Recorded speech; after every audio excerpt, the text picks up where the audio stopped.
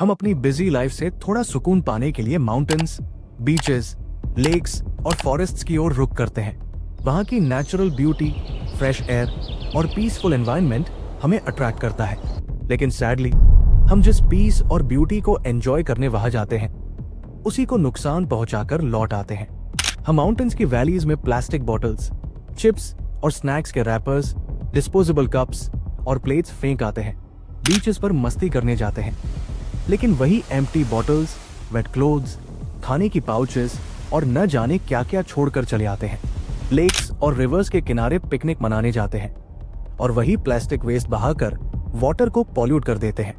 Religious places तक को नहीं छोड़ते, जहां फूल, माले और दूसरे पूजा सामग्री को पानी में बहाकर पोल्यूशन फैला देते हैं। करीब 4000 करोड़ के टैक्स के पैसों से बनी मुंबई मेट्रो की हालत देखिए, जहां सीटों के नीचे गुटखे की पिक जमी होती है और दीवारों पर पान मसाले के दाग साफ नजर आते हैं। चाहे आप अजय देवगन को पसंद करते हो या नहीं, लेकिन जुबान केसरी का नाम और निशान आपको हर जगह दिख जाएगा।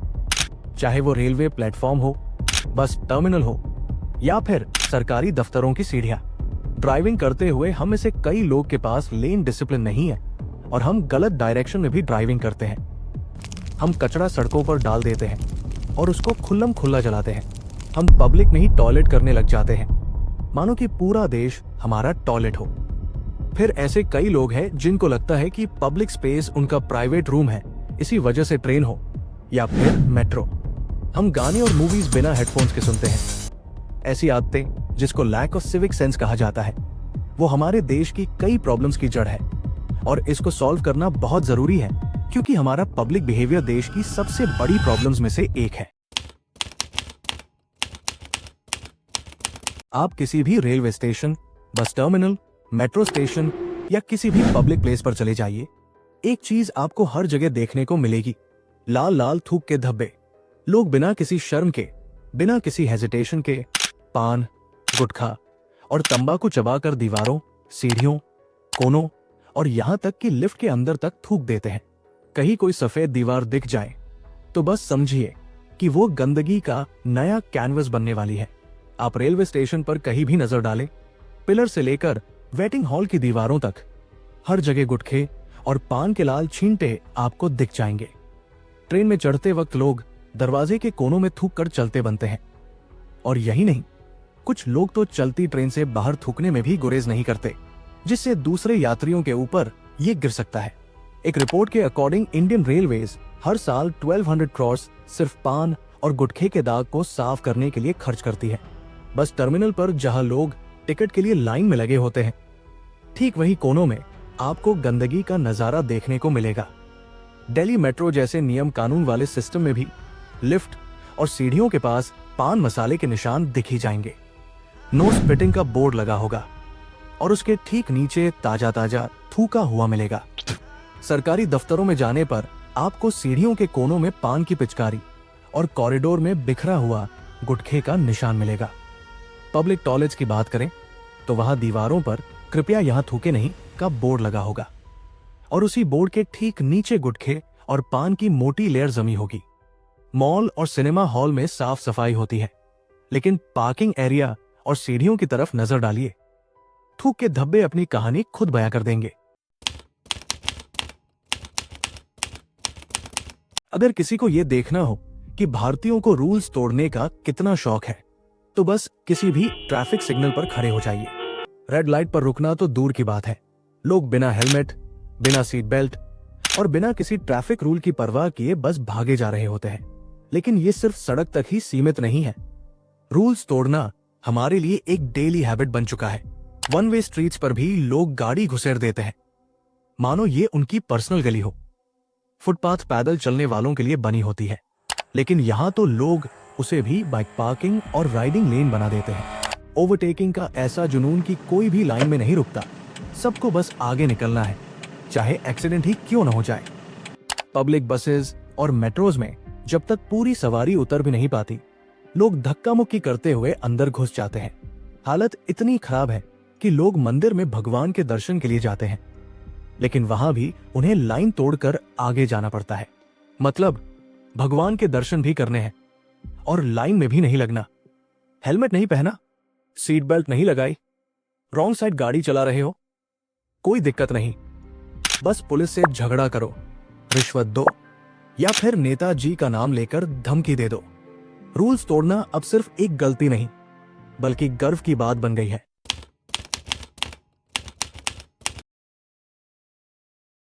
पब्लिक प्रॉपर्टी को बर्बाद करने की हमारी आदत इतनी आम हो गई है कि अब ये हमें गलत भी नहीं लगती। कोई भी नया पार्क, फुटपाथ या पब्लिक टॉयलेट बनता है तो कुछ ही दिनों में उसकी टाइल्स उखड़ने लगती है। रेलवे स्टेशनों पर लगी लिफ्ट और एस्केलेटर कुछ ही महीनों में खराब हो जाते हैं क्योंकि कोई उनके बटन पर पत्थर मारता है, कोई सीढ़ियों पर बैठकर गंदगी करता है।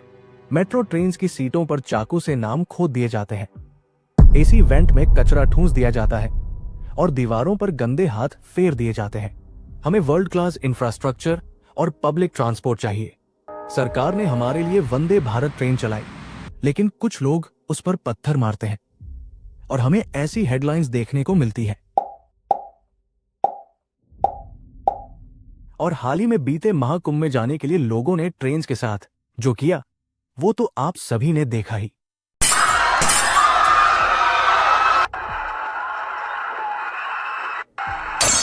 अब बात करें हिस्टोरिकल मॉन्यूमेंट्स की।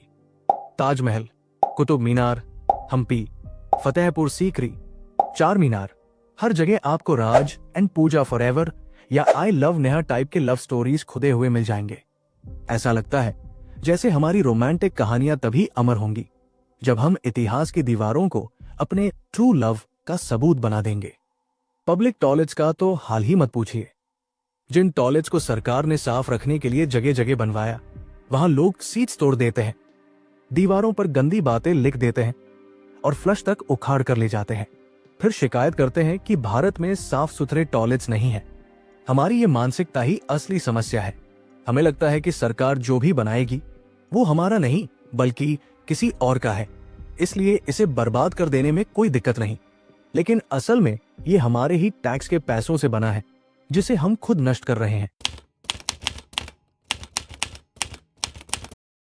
इंडिया का बहुत अच्छा संदेश है, अतिथि देवो भव, यानी गेस्ट्स आर गॉड।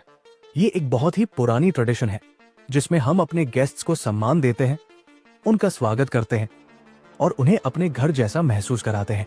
लेकिन जब बात फॉरेनर्स या टूरिस्ट्स की आती है तो कई बार ये संस्कार पूरी तरह से उलट जाते हैं। आइए कुछ एग्जाम्पल से समझते हैं। टूरिस्ट्स इंडिया आते हैं, उनकी नजरें यहाँ की कल्चर, हिस्टोरिक प्लेसेस और कल्चरल हेरिटेज पर होती है। लेकिन असल में क्या होता है, मुंबई जैसे सिटीज में कई फॉरेनर्स को पैदल चलते हुए घूरा जाता है या फिर उनसे ऑटो ड्राइवर्स और टैक्सी ड्राइवर्स ज्यादा पैसे वसूलने की कोशिश करते हैं। ताजमहल जैसे प्रतिष्ठित प्लेसेस पर विदेशी सैलानियों से ज्यादा पैसे लिए जाते हैं और उन्हें अक्सर झूठ बोलकर एक्सपेंसिव सर्विसेज बेची जाती है। एक और एग्जांपल, जब कोई फॉरेनर किसी प्लेस पर फोटो खींचने के लिए कैमरा निकालता है तो इंडियन लोग उसे घेर कर फोटो खींचने के लिए रिक्वेस्ट करते हैं, जबकि वही फॉरेन टूरिस्ट अपने देश में अपनी पर्सनल स्पेस और प्राइवेसी का सम्मान चाहता है। इसके अलावा कुछ प्लेसेस पर लोग फॉरेन टूरिस्ट्स को जानबूझकर हरास करते हैं, जैसे फोटो खींचने के नाम पर उनके साथ जोर जबरदस्ती करना। So I'm in the train in India and this annoying guy is taking pictures of me and being annoying all the time in a very rude way. उन्हें या उनके फैमिली मेंबर्स को गलत तरीके से डिस्टर्ब करना या फिर उनके सामान को चोरी करने की कोशिश करना। और फिर जब इन टूरिस्ट्स की बैड एक्सपीरियंसेस होती है तो वे अपनी सोशल मीडिया पोस्ट्स या कॉन्वर्सेशंस में इंडिया के बारे में नेगेटिव बातें करते हैं।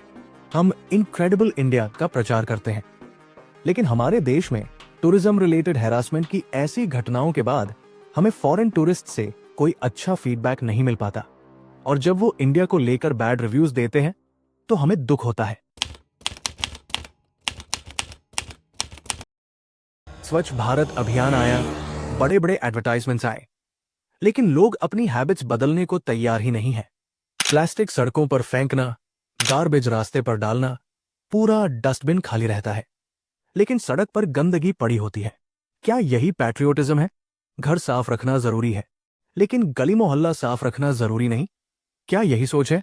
स्वच्छ भारत अभियान का उद्देश्य था भारत को क्लीन और ब्यूटीफुल बनाना, लेकिन क्या हम अपनी हैबिट्स में कोई बदलाव ला रहे हैं? हम घर के अंदर क्लेanलीनेस तो रखते हैं, लेकिन बाहर सड़कों पर गंदगी फैली रहती है। दिल्ली, मुंबई जैसे बड़े शहरों में जहां क्लीनिंग सिस्टम्स पर करोड़ों रुपए खर्च होते हैं, वही लोग लिटरिंग से बाज नहीं आते।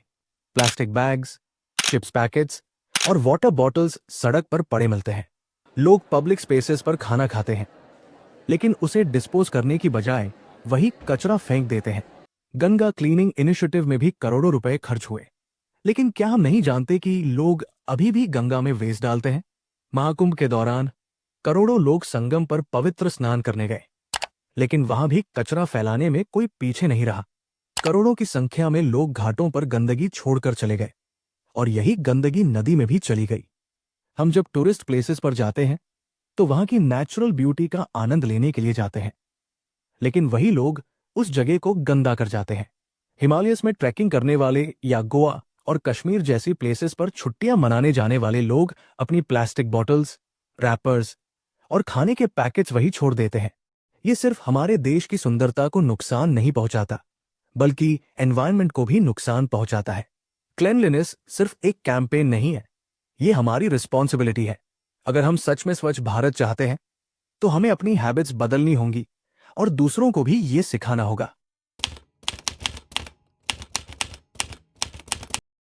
मुझे पता है कि कुछ लोग कहेंगे, सब इंडियंस ऐसे नहीं होते।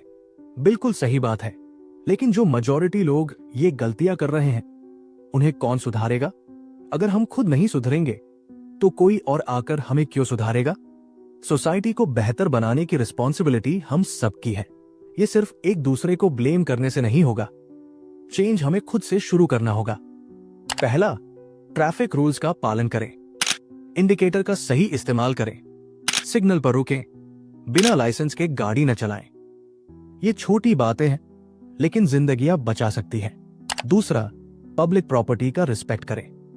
बेंच पर जूते न रखें, दीवारों पर न लिखें और कचरा इधर उधर न फेंकें। पब्लिक प्रॉपर्टी हमारी कलेक्टिव रिस्पॉन्सिबिलिटी है। तीसरा, फॉरेनर से तमीज से पेश आइए। हमारा बिहेवियर ही हमारे देश की पहचान बनाता है। हॉस्पिटैलिटी सिर्फ कहने से नहीं, करने से दिखती है। चौथा, क्लेanलीनेस का ध्यान रखें। जो कचरा हम छोड़ते हैं वो किसी और की परेशानी बनता है। डस्टबिन का यूज करें, जगह को साफ रखें। हमारी छोटी छोटी मिस्टेक्स बताती है कि हम कितने रिस्पॉन्सिबल सिटीजन्स हैं। अगर सोसाइटी को बेहतर बनाना है तो शुरुआत खुद से करनी होगी। अगर आपको यह वीडियो पसंद आया हो तो लाइक करें, शेयर करें, सब्सक्राइब करें और सबसे जरूरी बात, अपनी हैबिट्स बदलें, क्योंकि सुधरेगा भारत तभी तो बढ़ेगा भारत।